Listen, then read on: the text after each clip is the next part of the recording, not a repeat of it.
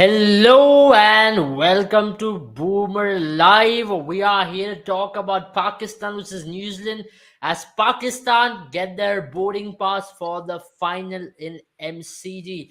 It was an impeccable victory by Pakistan. We did say that Pakistan, as an unpredictable unit, is going to be a tough team to beat. That's exactly what Pakistan showed. The two big boys, Riz and Babar, really stepped up when it mattered the most. It was the need of the hour. It was their kind of a target for them to chase, and they led it to cruise control, and it was a very good win at the end of the day. It might look like they went to the last over, but it was total control for Pakistan throughout the chase. And to add to it, towards the end, Harris came and played a cameo as well to actually nail the victory completely down there. So all in all, a great win for Pakistan. Pakistan are the first team to reach the final. And now, who are going to be the team who's going to face Pakistan? Whichever team is going to face Pakistan will have a tough time because now it's their cup to lose. It just looks like they are the red hot favorites to get this cup, and they are on path to get it as well. Jaren, welcome on the show. And how do you see this game, and where New Zealand really lose it off? Oh, I mean, I think it was just we. I think we spoke about it outside the live as well. It was going to be the team that came out with the highest energy, and we saw right from the get go. I think probably the only two things that went New Zealand's way was the first was a toss and then the first ball. After that, it never really went their way. Shaheen Shah Afridi gave them the start. You saw everyone was electric on the field. It was just a unit that came together. And today what we saw was Pakistan playing as New Zealand had played before the semi-finals because they came with that kind of an energy. They came with that high intensity. Everyone was on the field buzzing, and boy, oh boy, I mean, a lot of things did go their way, but it was Pakistan who seized the right moments today, and there was no other team. I think the way they played today, New Zealand did not even have a sniff. Interesting, because this was a game where it was going to be a test of nerves, but Pakistan, as you all know, when they are pumped up, when they really know there's an occasion, they really have to step up and put it on the accelerator. They do it more often than not, and that's exactly what happened. But I think it all started off by the drop, as couple actually mentioned. If that tone would have been set by New Zealand Pacers, I thought 150 is still a decent score. I know they were 10 runs short, 10 to 15 runs short. Ultimately, if you look at things, and they were maybe they could have accelerated through the middle overs. The power play was a poor start for them. They lost a couple of wickets in the power play. Then they lost Glenn Phillips right after the power play. That really jolted their climb to get to a very good score. That's possibly something which they will be looking back at and feeling at this point, oh my God, we could have done a little more better. But now let's forget that. But for Pakistan, to be very honest, it was so important for Babar and Rizwan to come back into form, isn't it? How do you think they cruise the chase? Because in my opinion, they really took control. They really knew whom to attack. They really knew the boundary was smaller. The bounce wasn't there. This was more like playing in Dubai or Pakistan or Karachi or Lahore because it was a subcontinent like pitch which really helped them. And not to forget, even while bowling, the Pacers got reverse swing, which you don't see in Australian conditions, and the pitch was very aggressive. It was a tailor-made condition for Pakistan to really take the attack on. Yeah, everything just went for them. But I think if you just speak about Babar and Rizwan, credit to Rizwan to be very honest, because he is the one who got going. Babar really, it took him some time, and that's understandable because he was transitioning from that, that lack of form into form, and that takes some time when you have to spend on the pitch. But Babar, I mean, Mohammad Rizwan, this was the best ever score that he's had in the power play. I think he had a strike rate of 163 after the power play, and he really took on their bowling. Especially, I think his over where he took on Tim Saudi, that's what really set the tone. Because till then, you felt like maybe Pakistan, I mean New Zealand I mean still have something in it because the ball was still troubling Babar Azam a little bit here and there.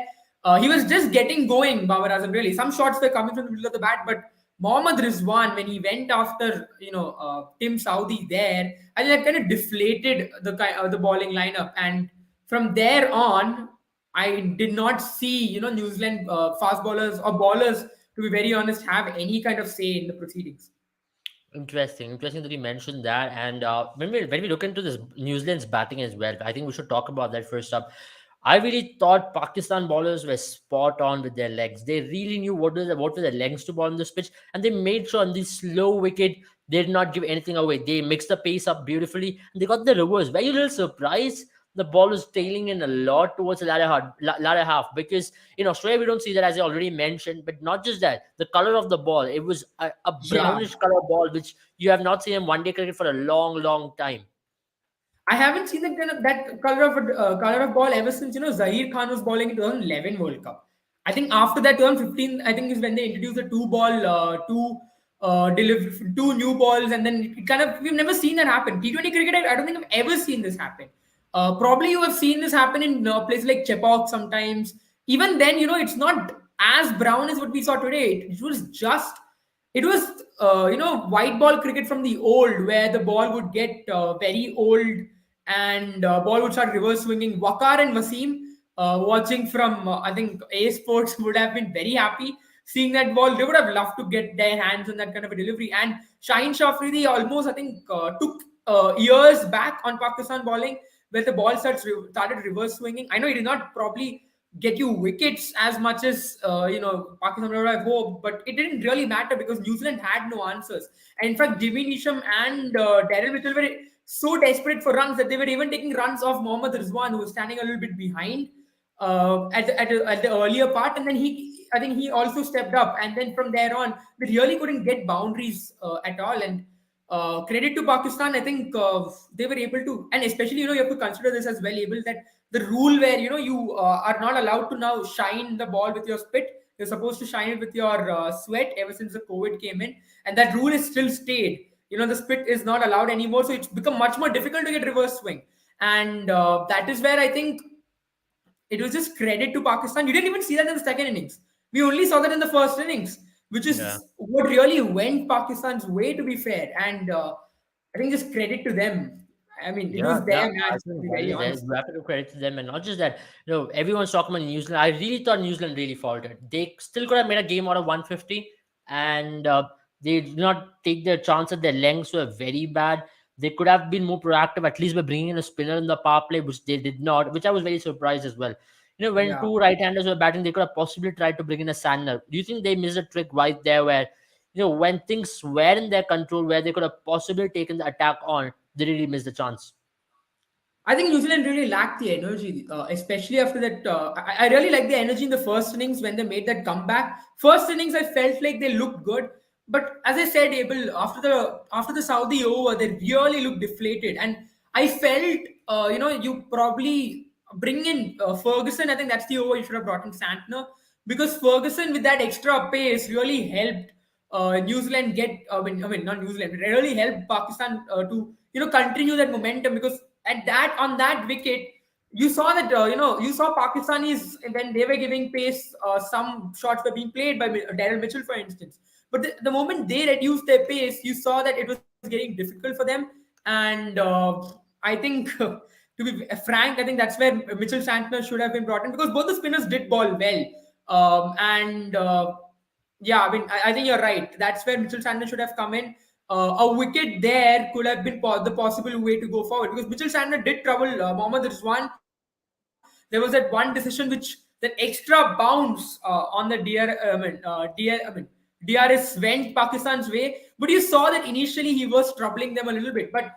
And also, I was really surprised by the captaincy of Kane Williamson, because I understand that they went at a very good rate in the power play, but he did give them a lot of singles and doubles options in that early part of the game, where the field was spread out right after the power play. And I felt maybe that's where you were just bringing in the spinners. Maybe you could have still tried to have only three fielders outside, put one extra fielder outside, fair enough. But to put, I think, so many fielders and give them that opportunity, especially Babar and Rizwan, two batters who love to knock the ball around, that is where again I felt the aggressive captaincy of Kane Williamson was lacking.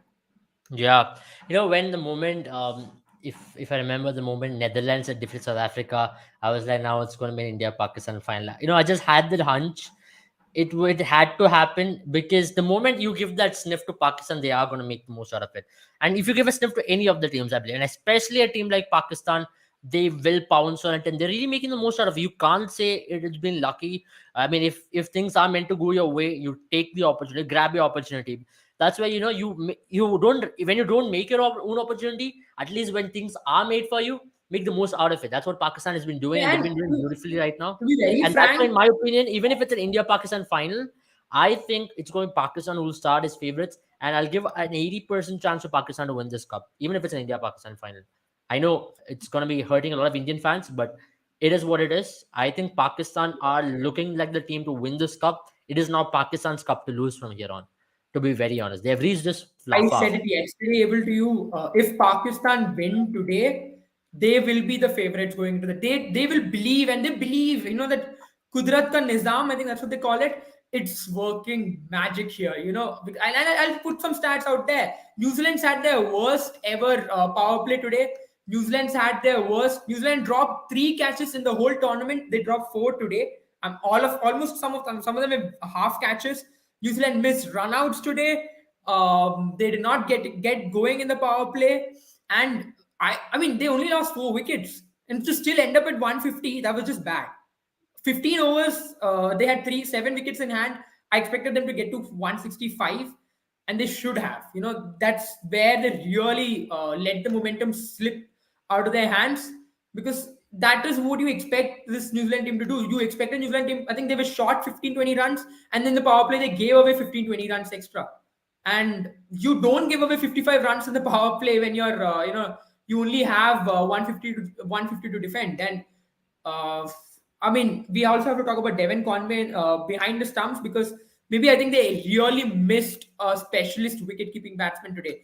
Devon Conway is a half measure, to be very honest, and this is something that we're seeing. It's been a trend in world cricket for some time, where you're looking at non-specialist keepers who are, or specialist batters who can probably be your keepers, and I think that really hurt New Zealand today.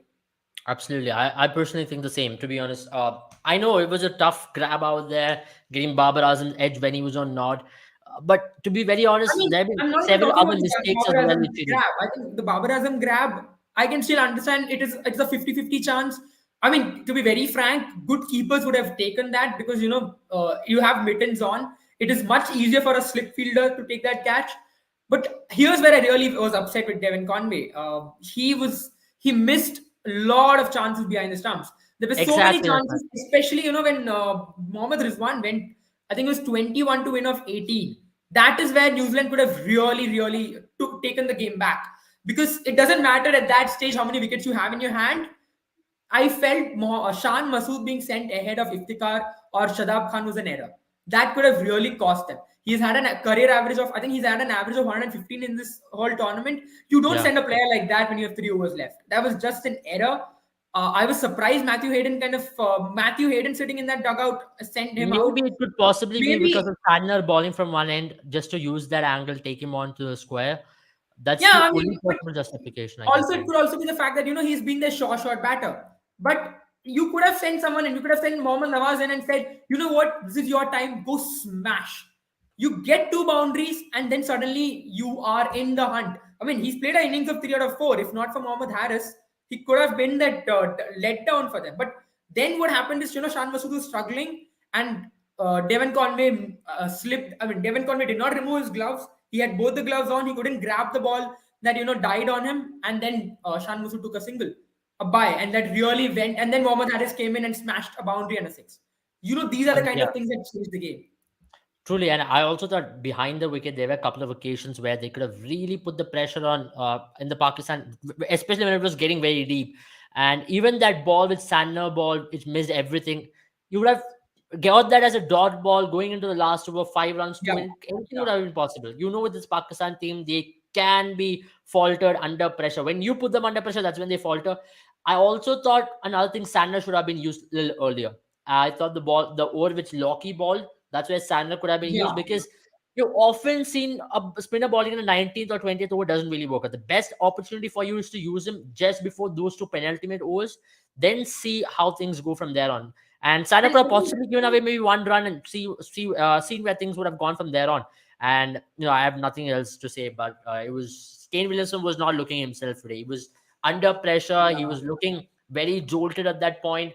And I just felt like New Zealand were choking. I don't usually associate that term with them, though they have lost so many finals. But they were choking under pressure. They really felt the pressure in themselves. and that's why Pakistanis are believing 1992 is here, or is it It's gonna be 2007? interesting. Indians Is it a 1992? Is it or 2007? Or is it? I think when was the Champions Trophy? 2016? No, 17. I think it was which one? the Pakistan, the one that Pakistan I won mean, in the final. Champions Trophy is a I think it different could be ballgame. I any of think them. it I could be mean, my England. point being, it could be a final that Pakistan wins against India. It could be a final that India wins against Pakistan. It could be a final that Pakistan wins Why are against we talking England. about India? India still have to qualify, boys. It could I be a also talk about 1992 England, final. right? It could be a I think 1992. It it could be could be an India. 2007. It could be an England versus Pakistan final, and it's Yeah, pretty much on the cards, to be very honest. And as an Indian fan, I personally feel that that's pretty much on the cards as well at this point, because uh, I don't usually say this, but then Indians will be feeling the pressure at this point. Why? Because they yeah, know Pakistan have qualified. They know the occasion is set, and they're it. There are. I don't think they will, but then there are chances that the focus can possibly shift to that result. And once that happened, tomorrow's game becomes even more important for them. And that's a top quality English side. You don't give them the sniff, they'll really pounce. And if it's a England versus Pakistan final, I think England will start as favorites for a lot of reasons, because England has got the better of Pakistan in so many of these occasions. If it is India versus Pakistan final, Pakistan will still believe they can pull over the line, because in the recent past, the games have been very close. The recent past, it has come down to the wire. And even the first game they both met, they would have believed it. This was their game. They lost in the last ball. Maybe there's an opportunity for them to get better of the result. But when it comes to England versus Pakistan, this English team has really hammered Pakistan a lot of times. Even in the warm-up game, they really came up against them. And this English team, if they go to the final, they're a different beast altogether, to be very honest. So for Pakistan, they would ideally want India in the final, if I have to talk from Pakistan perspective. And even for ICC perspective as well, they would want India Pakistan final, because they'll be drooling over this final. I know 2007 happened, all well and good. Finally, you are seeing a 2007 like final, which might happen, which might not happen. But if it's going 1992 script, then I'm afraid India might not make it to the final. But I don't believe in the superstitions and everything. To be very honest, 1992 is here. If they play good cricket, they can even bet in 1992's feet, because I think this was something which was great, very well done by Pakistan. They were top out there, top quality in terms of a lot of areas in their game, and that's the reason. I've got Sandibani here. Welcome on the show, Sandibani. I hope you're doing well, and I hope you're enjoying Pakistan's win. Yeah, definitely. And that is something that I predicted yesterday as well, I think.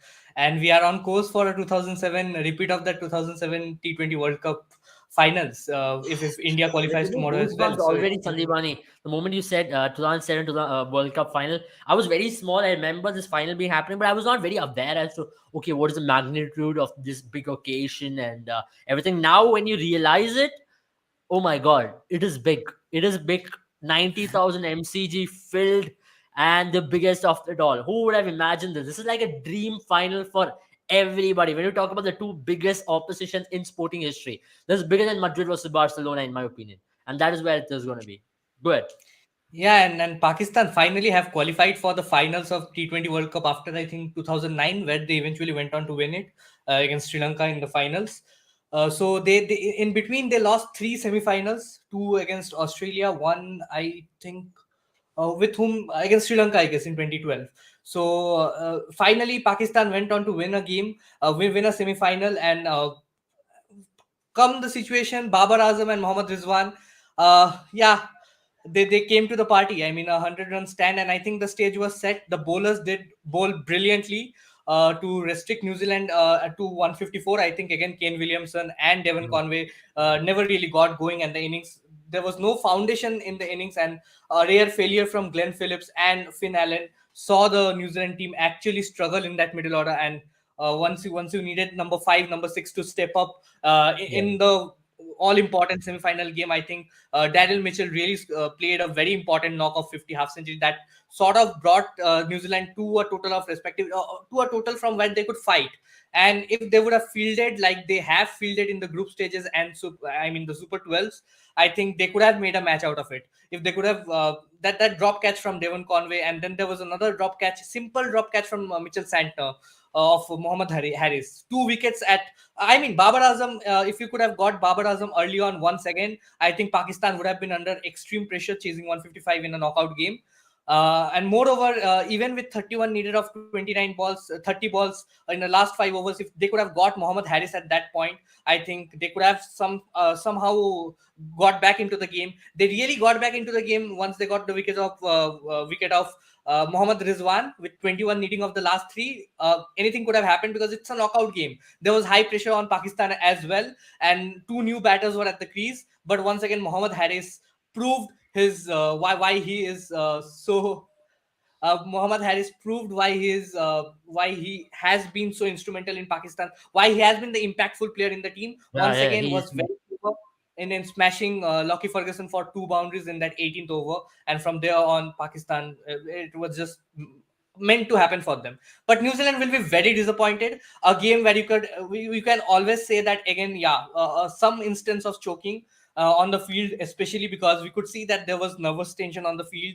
They were jumping around and trying to like desperately save those boundaries and save 1 or 2 runs on the field. But you could see that they were fumbling, there was dropped catches, and something that is very uncharacteristic of New Zealand in this World Cup.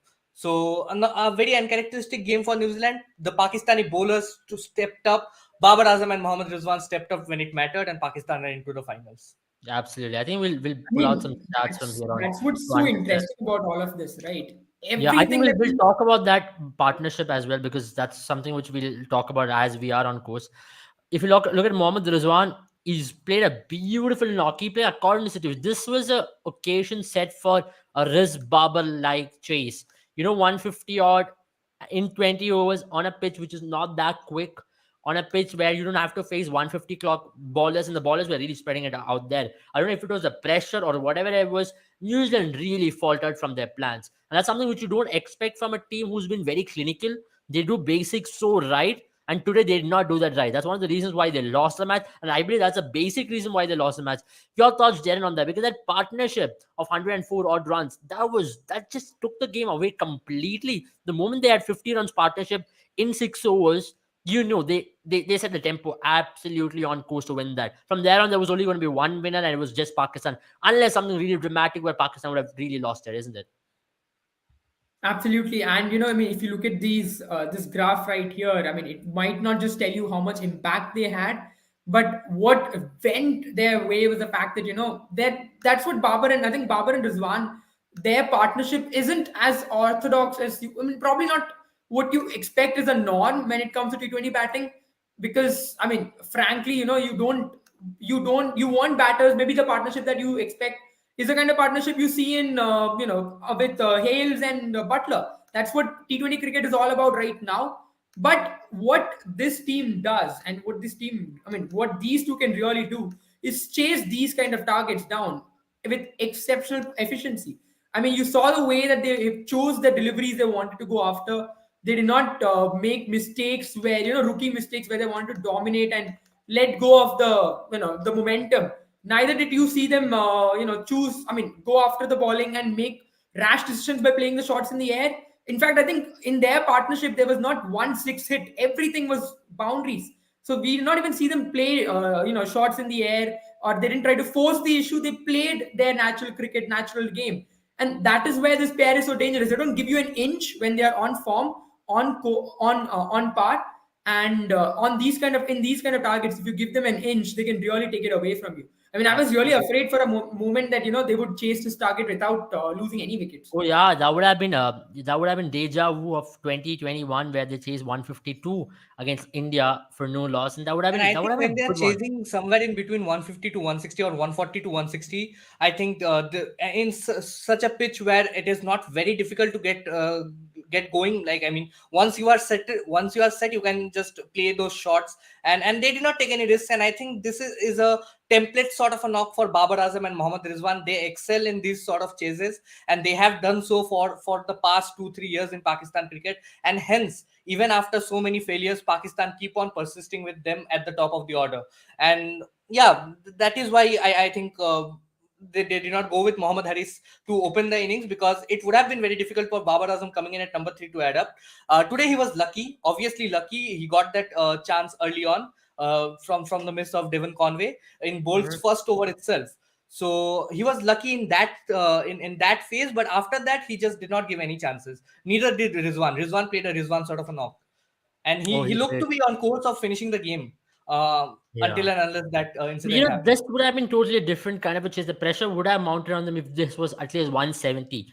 Psychologically, at least Pakistan would have felt the pressure because 150 or they'll still believe. You know, Matthew Hayden can go and say, just take the attack on, and you will see the New Zealand ballers falter. And that's exactly what happened, which I thought Indians not doing a lot of occasions. You know, in a game where it's low score against New Zealand, you don't give them the chance. You take the attack on.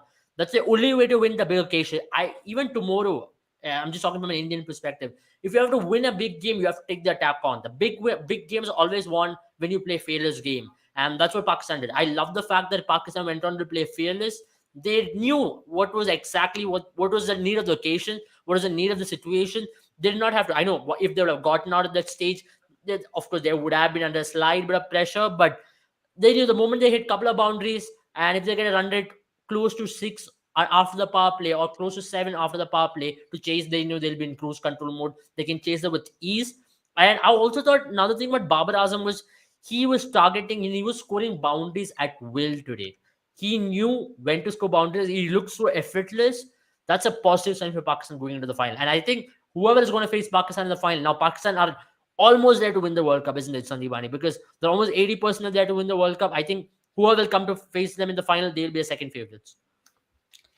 Yeah, I think you can say that right now, but we still have to wait for the second semi-final to say that. Yeah, I mean definitely they are cruising. Pakistan haven't lost the two games that they lost against Zimbabwe and India were very close encounters. So one might argue that Pakistan technically have almost fought very hard in all the games and won four of the six games, which is very important at this junction.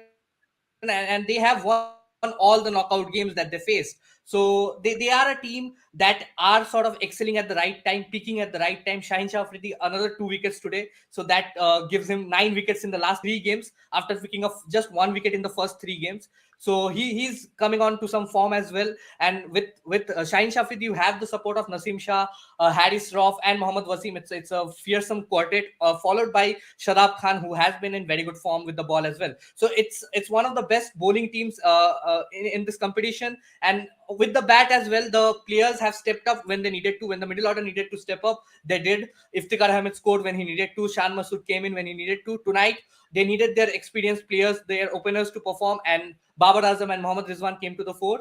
But I would still not call them the higher favorites of the two teams, because I'll still wait for tomorrow's game. I And I mean, think tomorrow. I will put this one factor right here. This is the tournament, and I mean, this is a tournament, or it has been the tournament for the ups. It has been the tournament for upsets. That's the best way to put it. Every time we think, okay, this match, you probably expect this is the strong favorite. That team goes on to lose. They just find ways, and we are seeing, and that's the reason why this feeling in me says, I already predicted it before as well. When Pakistan got into the semi-finals, it could be the World Cup of Pakistan, because this is the Pakistan sort of a World Cup when nothing is going according to plan. So nothing that you predict, that stats predict, But or that the now pundits predict everybody are predicts going into Pakistan will plan. win the World Cup. Now at least everyone will be predicting Pakistan will win the World Cup, and the pressure is. I think they're going to be strong favorites to win the World Cup. To be very honest, it's not Pakistan's World Cup to lose, and I wouldn't be Yeah. surprised if Pakistan go on to But win but it I'll and win still the draw a parallel to the 2007 T20 World Cup. First semi-final was between New Zealand and Pakistan. Pakistan went on to chase a low total, I think 144. They chased down in the 19th over. Tonight they chased down 152 in the 20th over. India in the second semi-finals went on to beat the world champions at that point, Australia, and then went on to win the finals. Tomorrow, India are facing the current world champions, and this is the second semi-final. Yeah, I So we think, expect India to of course, bat I first think and put India, up a. India will be in, India will be flying high if they defeat England because they are the best white ball team of this generation. At least India on par with bats India, first and they tomorrow, both have scores in been. excess of 180. I think yeah, they'll have the game under control. Yeah, absolutely. And Indians will be really hoping, the moment India are going to win that game against England and come against Pakistan, then it's going to be a very tight contest. Then Pakistan also will know because Pakistan at this point wouldn't want England in the final. They'll rather prefer India because they know they've had the worst against England in the recent past. And what happens with England is that you give them the sniff, boy, they can come and attack you. It's not like this New Zealand team. They have this one way of playing. They can take the attack down, and in a good Melbourne wicket, Mark Wood and all these lads will be even more deadly. And when it comes to India as well, they know that the moment Rohit Sharma finds form, Pakistan will be really fearing, because you don't know which Rohit Sharma will turn up. If he finds form tomorrow alongside KL Rahul, who's already found form, then that's going to be a different ball game Talking about altogether. Rohit Sharma, I think today there's a update that Rohit Sharma has not faced a delivery in the net session that India had. He came on already, padded up, and then decided to not face a delivery.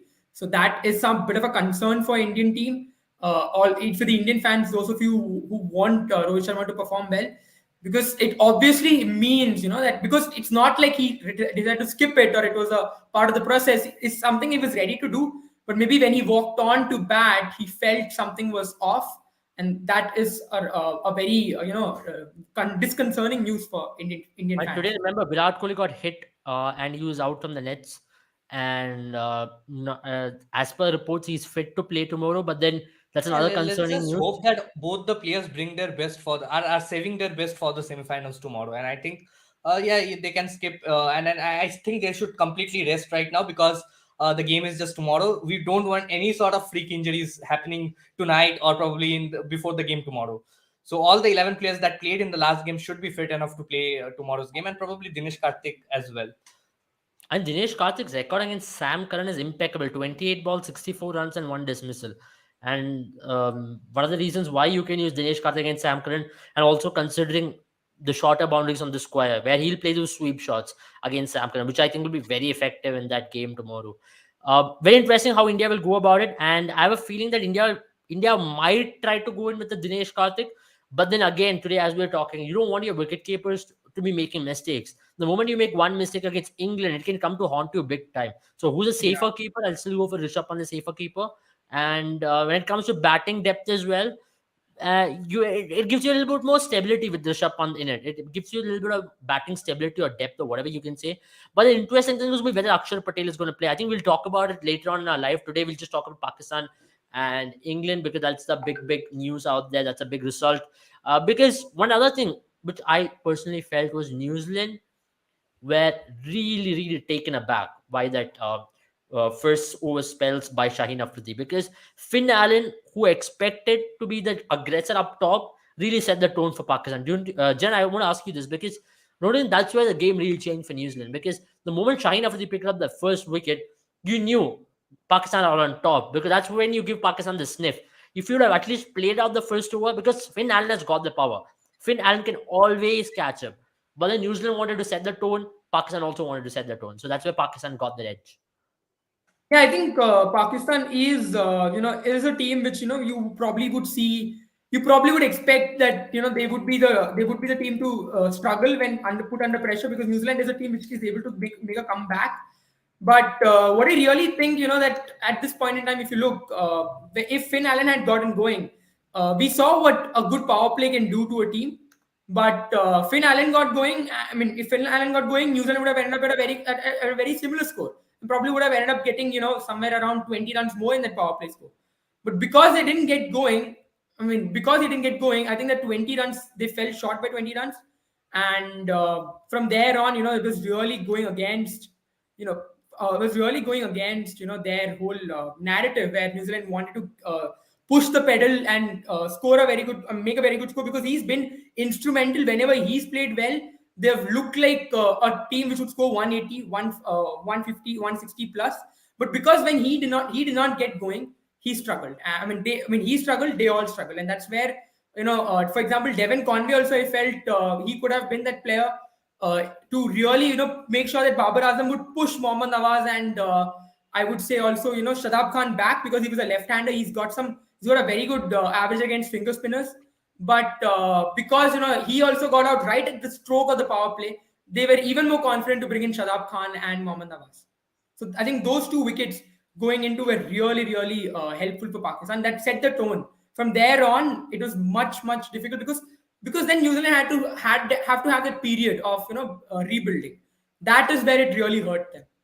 Yeah, I think I'll pull up the graphical stat to understand how it went for them. You can understand that when it comes to Kane Williamson knock, you can say he took his time. What do you think about that, Sandeep? Because it was a knock which looked like it was stabilizer, but at the same time, he consumed a lot of balls. Maybe that's what was the difference between a 180 or 170 or a 153, isn't it? Ultimately, if you look at things. Yeah, definitely. I think the problem with Kane Williamson has been that, yeah, he has been sort of stabilizing the innings when New Zealand has been needing it. Like, he has been playing a runner ball sort of a knock, but at a point when things are needed to be escalated, he loses his wicket away. He goes on for 30 of 30 balls, 40 of 40 balls, and then when he tries to accelerate at the right time, he loses his wicket away. So that looks really bad, because it looks like he has gone at a strike rate of 100, and has not really excelled when the team needed him to excel. So I think he gets out at the wrong time. That has been happening with Kane Williamson quite a lot in recent times. First of all, he was struggling with form in the matches that he actually scores some runs. He gets out at the wrong time. So nothing is going right for Kane Williamson right now. So I think tonight's innings as well. The moment he came into bat, I think at that moment they needed to keep their wickets. They needed to have some wickets in hand towards the later half of the innings, so that they could go hard at the bowling, because Daryl Mitchell, James Nishan, and Mitchell Santner hadn't really scored the bulk of the runs of New Zealand's innings, so they were highly dependent on their top four. So I would give Ken Williamson the benefit of the doubt for playing that sort of an up early on, but at a time when he needed to get going, he got out. So that really did not help his cause. And also, I think Devon Conway got at the worst stage possible. Last ball Yeah. of the power play, he got out trying to take that run off Shadab Khan. Shadab Khan once again hitting the wickets and proving why he is such an all-round package for Pakistan. And the ball just came onto his hands. The bounce was perfect to sort of aim at the stumps, and three stumps were visible. That was a terrible run. And I think to lose his wicket Yeah. at the last ball of the power Also, I play mean, was worst for. Shadab Khan is a right-handed fielder. I mean, and when you hit towards the right side of a fielder whose dominant side is right hand, you have even much, the amount of window that you have to complete that run is And even also the less because bounce it's obviously the was so stronger good that side. Shadab Khan could sort of Yeah, did not even have I to think bend this is the and kind do of anything fielding sort of work. practice. The ball just landed on Yeah, his hand. And I think it. Yeah.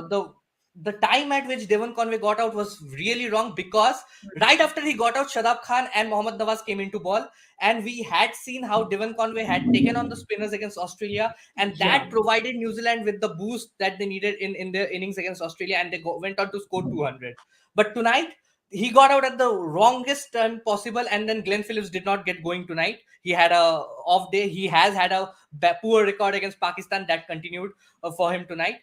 And Mohammad Nawaz in that 2 overs after the power play did the job that was required of him. So I think Do you that think was a Devon good Conway tactical it was call. a turning point? Do you reckon Devon Conway, if he would have stayed in the crease at least Yeah, in I the think 15th over, would have Definitely, that's really? where definitely. I think 15 to that's 20 what I runs at least that's what I said would have been enough. early on in the live as well, right?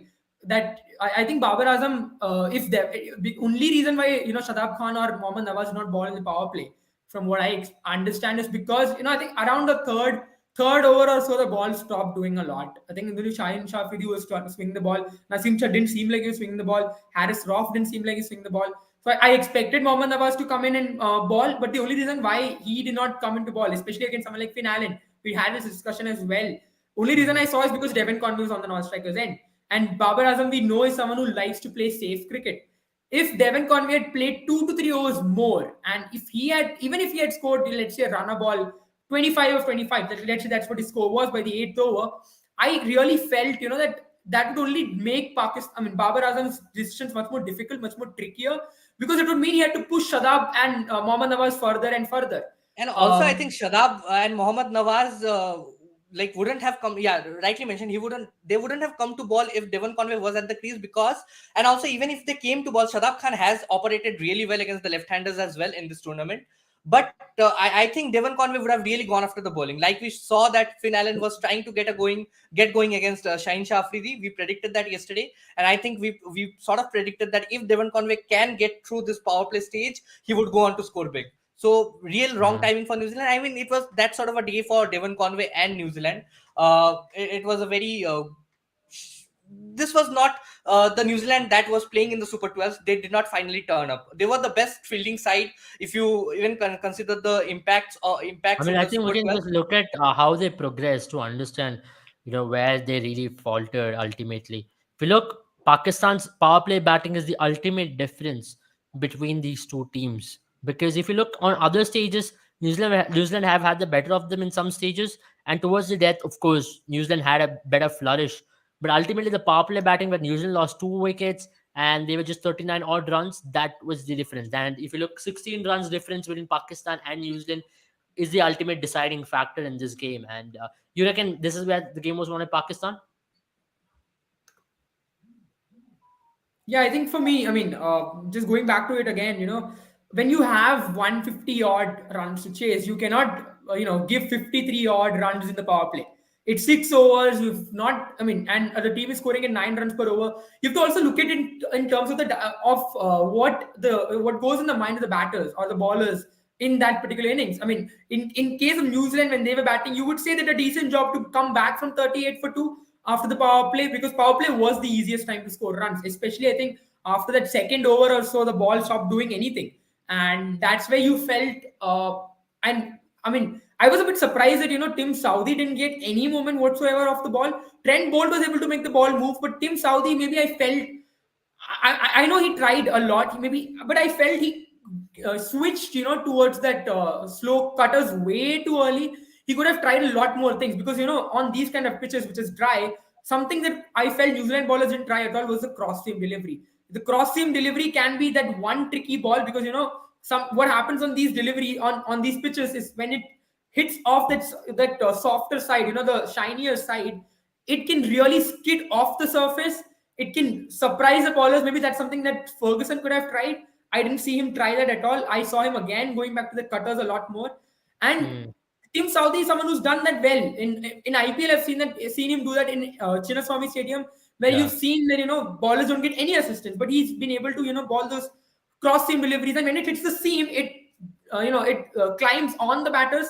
That's what I think could have been the case. Another thing I did not see New Zealand try with the short balls. I mean, I understand it's a dry pitch, the ball isn't coming onto the bat, but maybe the Hmm. short balls, especially in the start of the over, you saw the kind of field setting that they had. They had a long, I mean, a square leg, a fielder at the square leg, and then they had a Yeah. fine leg fielder, and those were the only two fielders in the power play. This is not something you see most often than not. So I think there was some plan there, but both Tim Southee and Trent Bolt were bowling outside off stump, and that also length delivery. So I think somewhere none of the plans that they had, plans were there, but they never really executed it, and that's where I think New Zealand were not. This is the New Zealand that this is the New Zealand you see in Australian conditions regularly, not the New Zealand you see in Hmm. ICC conditions. So I think that's where New Zealand did not wake up on the right side of the bed. That's just the best way to put it, I think. Absolutely. On that note, I think we will come to an end of this live, and we will possibly end it right now because we will be coming for further lives as well, maybe to preview India versus England. That's a big game today, tomorrow, and we'll know who's going to be facing Pakistan in the final. Is it going to be in India, Pakistan, or is it going to be a repeat of 1992? So that's the question. Let's hope it is And also, 2007 rather than Pakistan have 1992. reached the finals of T20 World Cup after 13 years. So they would they would also be looking to capitalize on it, because they have had three semi-final chances in T20 World Cups, and they never made it to the finals since then. So it's a Yeah, big occasion I for think for Pakistan me, as finally. there's well. a real belief in Pakistan's playing, and when Pakistan plays such fearless cricket, they're the most dangerous side in the world.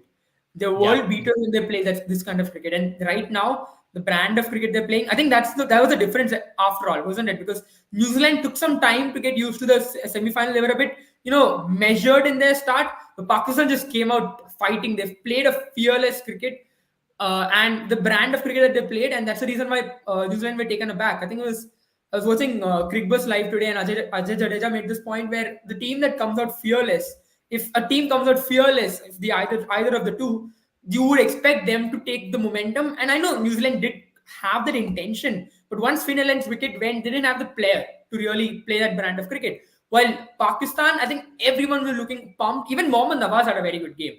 I don't know why he did not get more than 2 overs. He was one of the pick of their bowlers. That he bowled much better than Shadab Khan, but he didn't get any more bowling, which is surprising to me. It did not help, I would say, because I think Pakistan, to be very honest, if Mohammad Nawaz was bowling the way he was bowling, I think they would have probably given 15 runs less, because he had a little Mm, bit more control than what Shadab Khan had.